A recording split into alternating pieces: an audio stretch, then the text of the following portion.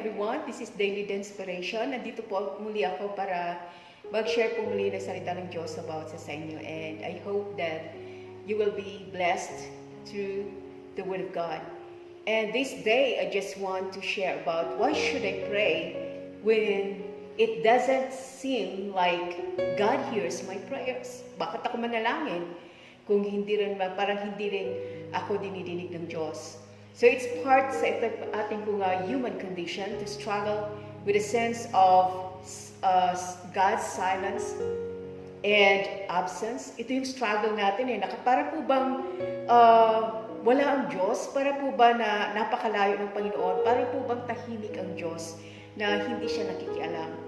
So the disciples and the prophets had moments of weakness and nandun po na meron silang distrust that one recorded in the scripture for all of us to read. And the silence that causes us such anxiety isn't only essential to growth in faith but needed for our expression of our genuine faith or genuine trust in prayer. So, una, prayer and faith are the resultant process of trusting. So if we pray and we have this faith kay Lord, then this is the result of of a process that you are trusting the Lord sa inyo pong pinapanalangin. So this process involves wonder. So you will wonder, kapag dinig ng Diyos, you will wonder ang kanya pong sagot. And this is a process of doubt. Sometimes ay nandun po, sasagutin kaya tayo ng Panginoon? Sasagutin kaya ng Diyos ang aking panalangin? That is the process of doubt and a process of worry.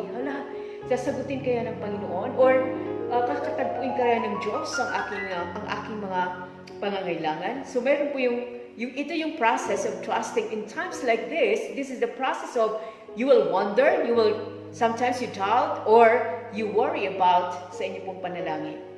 So it enables us to grow in our ability to trust God in a small ways that the time make it possible for us to trust Him through the great crisis ng life po natin. So it will make us possible to trust in the Lord even in the midst of our crisis. We are praying to God. So another thing is genuine prayer isn't mere ritual, nor is it just a productive mental habit na nandun po na atin lang po itong para po bang minimemorize na natin, or ang process ito pong panalangin na ito ay hindi po siya ritual, kundi po this is a lifestyle ng bawat sa atin. So prayer in the midst of doubt and feeling of abandonment is essential to realizing our need for God's help. So kapag po tayo nananalangin, and then in the midst of doubt, nag-feel ka, or you're feeling abandoned, or mayroon pong feeling of abandonment, so ito yung ma-realize po natin that we need God's help sa bawat sa atin, sa ating pong pangailangan, sa ating pong situation. So it isn't that faith and hope can't grow without prayer. So, but, sabi nga po dito mga kapatid, that they can, but without it, they grow slowly and haphazardly. So this is because without prayer, faith and hope grow without our conscious support and participation. So nandun po mga kapatid that in Luke chapter 11 verse 9, sabi ng Panginoon, Jesus says, keep on asking and you will receive what you asked for. So keep on seeking and you will find. Keep on knocking and the door will be opened to you. So the order Jesus describes here is very simple mga kapatid. So first, we must first ask and then it is given. Natural, kung hindi ka magtanong, kung hindi ka hihingi, hindi ka naman bibigyan. So the first thing is we must ask God and then He will give whatsoever we desire. And we first must knock on the door and it will be open to us. So di po ba, hindi ka naman pwedeng pumasok kapag hindi ka nagnanak. Kaya nga po, the first thing is you have to knock and the door will be open to you. And if we don't pray, We're like people po who are, you are expecting something to receive without asking or to have doors opened without knocking. So ang prayer po is you need to ask and you need to knock para ibigay ng Lord ang sagot po sa ating panalangin. So prayer is very important because it acknowledges both our need for God's help and our willingness to look to Him for direction.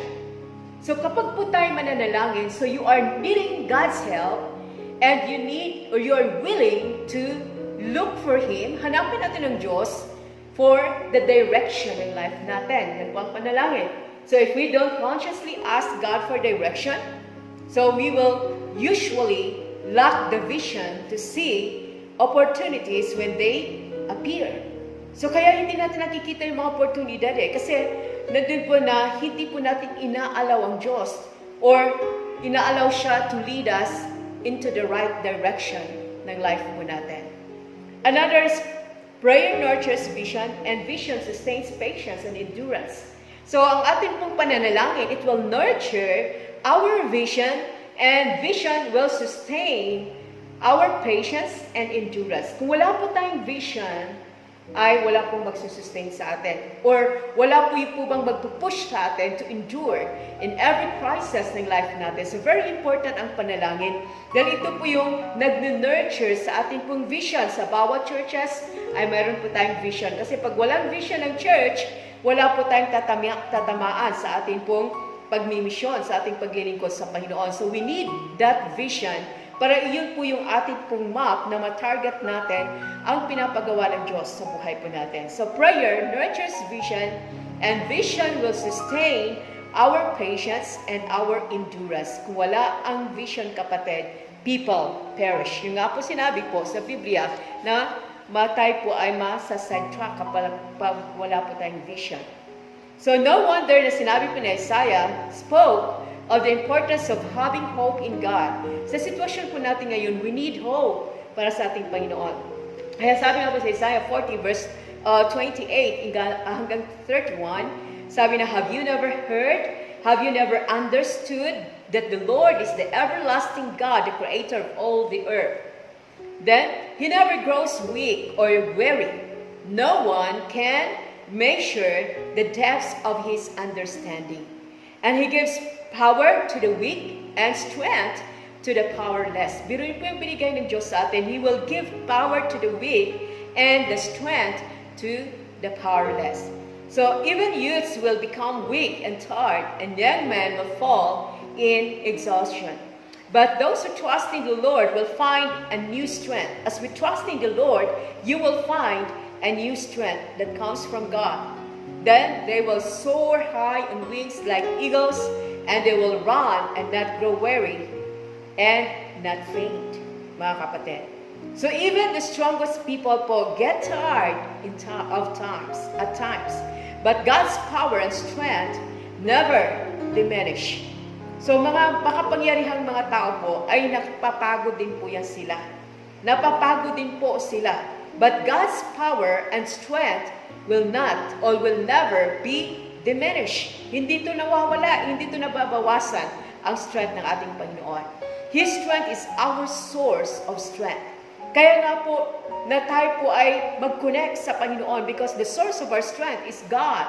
Without the Lord, we can do nothing. Sabi nga po, when you feel all of life nag-crashing sa atin and you cannot go another step, mga kapatid, remember that you can call upon the Lord to renew your strength, to renew, yun po ating first love sa Panginoon, to renew our commitment sa ating buhay na Diyos. Kaya mahalaga po that we will tap on the powerful God. I-tap natin ang power ng Diyos, and then that strength is our source of strength sa ating paglilingkod sa Panginoon. So trusting the Lord is the patient expectation that God will fulfill His promise in His Word and strengthen us to rise above the life difficulties, katulad ng eagles.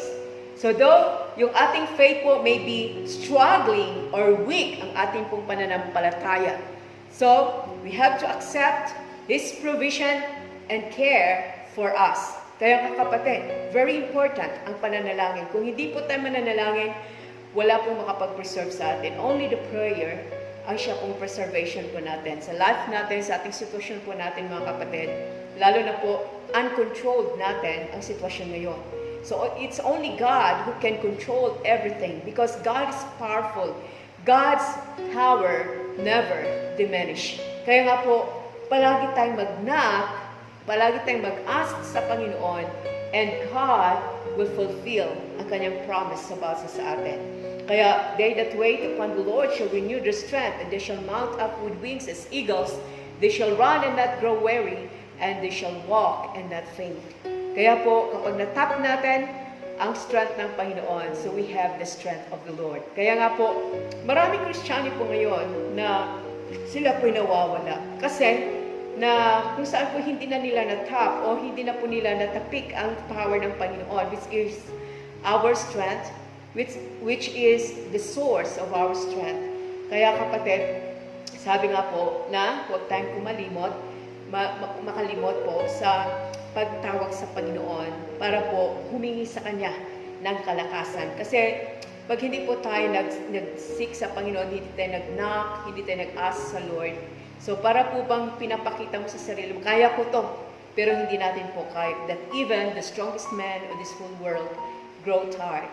At naroon mga kapatid, kapag ang Diyos po ang ating strength, hindi po nawawalan tayo ng kalakasan dahil mananatili po ang lakas ng Panginoon. Nawa po ay sa time po ng difficulties ng life natin, if the life is crushing us right now, so we have to call on the Lord, that power. We have to tap on the power of God, connect on the power of God because the strength of the Lord is our strength.